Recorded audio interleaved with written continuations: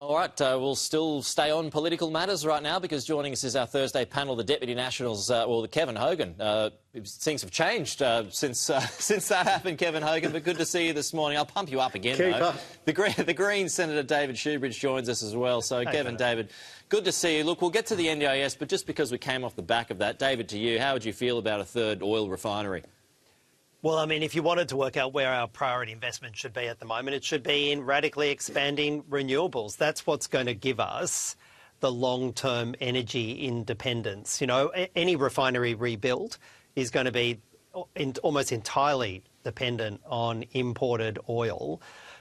Where do we get energy independence? Well, we get it from our sunshine, we get it from our wind, we get it from this extraordinary opportunity Australia has, like almost no country on the planet, to have resilient, sovereign, renewable energy capabilities. And that's where the government's priority should be. OK, Kevin?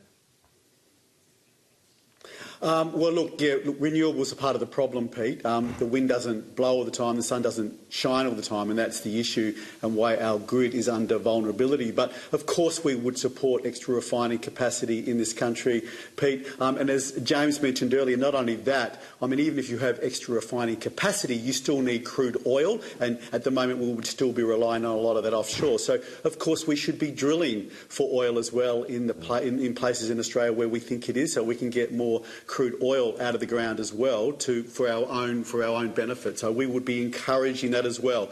It was put to me yesterday, Pete, I thought it was a great analogy that with the Prime Minister running around the globe recently looking for energy, looking for extra fuel supplies, would be like the Prime Minister of Greenland, which is always covered in ice, running around the world looking for more ice. We have energy.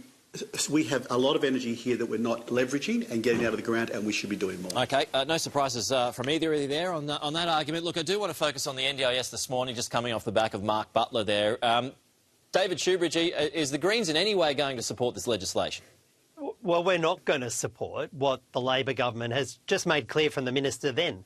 He wants to kick off 160,000 people who are already on the NDIS scheme, receiving life-changing support. He wants to kick 160,000 people off the scheme and then prevent thousands more joining the scheme. Like, this is the same government that in 1 week announced $53 billion additional in defence, largely going on this bizarrely dangerous AUKUS scheme, and then the next week announces $35 billion they're taking off people with disability. Government is about choices.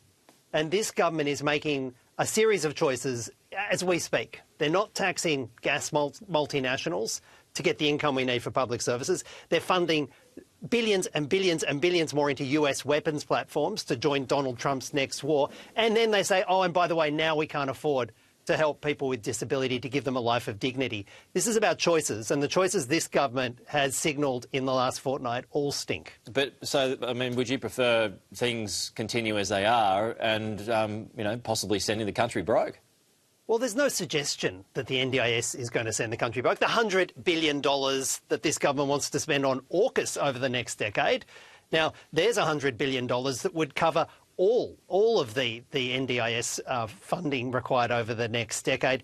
You know, we look at some of the measures that are in place and ask, well, why aren't they being resourced? Why isn't the Equality and Safeguards Commission doing its job to prosecute people who are engaged in fraud? Just 23 successful prosecutions from that commission. And I can tell you now, people with disability, they hate any fraud in the scheme. They'll be the first to join in and support additional resources, kicking out any fraud out of the scheme. But fundamentally, you want to ask how we can afford an NDIS scheme? Well, you could cancel AUKUS. There's $100 billion for Well, and just before I go back to Kevin, just one more point when you talk about the 160,000 that'll be kicked off the scheme. I mean, many of them are going to go to the Thriving Kids program, so there will still be support for them. Well, I mean, what, the $4 billion that the government's put aside over 4 years for a scheme that no state or territory is joining? The idea that there's going to be some magical solution funded by states and territories, all of which are strapped for cash, none of which have anything like the financial capacity to provide that. That's a fantasy and a falsehood that's been spread by Labor at the moment. That is plainly not true. Kevin, where are the Nationals at this morning on whether it's going to support this legislation? Well, look, there's certainly things that we will look to support. We need the detail, obviously, Pete, and I heard you question the Minister earlier. There's a lot of detail we need here, but obviously this system is unsustainable, and AUKUS spending is going to be far below, to the point David just made, AUKUS spending is far below what the NDIS spending is in this country, and it's unsustainable. And we want the system to survive. There's a lot of fraudulent activity. I mean, you see in the long run, and you see even in some suburbs more NDIS providers than there are participants in the scheme. I mean, obviously in a scheme where there's tens of billions of dollars every year going out in government money, people are scamming it and doing fraudulent things. We need to clamp down on that. But what I'm disappointed in the Labor Minister, Pete, and you were trying to question on him this morning, is they've already modelled this. They already know how many participants are in the scheme, where they want it to go back to, the numbers, the spending they want to do. So they know the type of people and who are currently getting it, who won't get it moving forward, and they need to be clean and clear on that. Yes, clean up the fraud, but the people who are now anxious today about whether they're on the scheme or not, and some people are anxious about not being on the scheme in the future that are always going to be on the scheme and should always be on the scheme, but they need to come clean. They're talking about autism. What type of people will not be on the scheme? They know who they are or the type of people they will be, and they need to be very transparent about that. So David, how would you clean up the fraud? Well, you'd invest in the Equality and Safeguard Commission.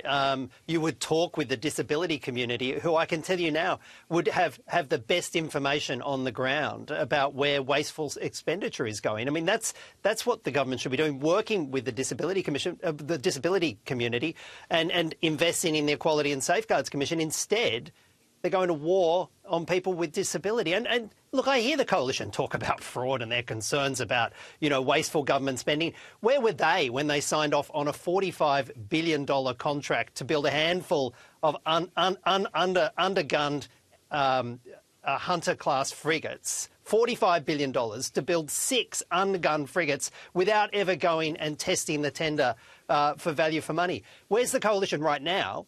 While the new Chief of Defence Force is over in Washington spruiking to a room full of $5,000 a head corporate rent seekers brought into that room by the former Minister Christopher Pyne. Where are they in this obscene way in which defence is screwed for money? The fraud you see in defence, multinationals like Thales, multinationals who are known to be corrupting governments, they get an inside run into our government. Okay. And then they go to war, and the only thing we hear about is trying to kick people with disability off entitlements. Have you got a response to that, Kevin?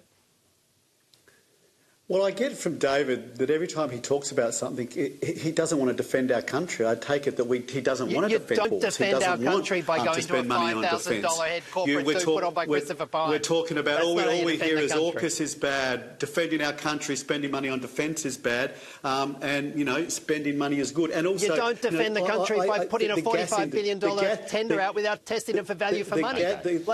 If you want to defend the money, don't the gas industry also, David. Toilet. You might want to have a look at the gas industry. The gas industry in this country pays over $20 billion a year in tax. Now, the way you spruik, you would think they pay nothing, which is misleading as well. I want to defend the country, Dave. I want to spend them. I want to spend money on defence so that we are not vulnerable to attacks from other countries. That's what I want to spend money on, and I want the NDIS to be sustainable.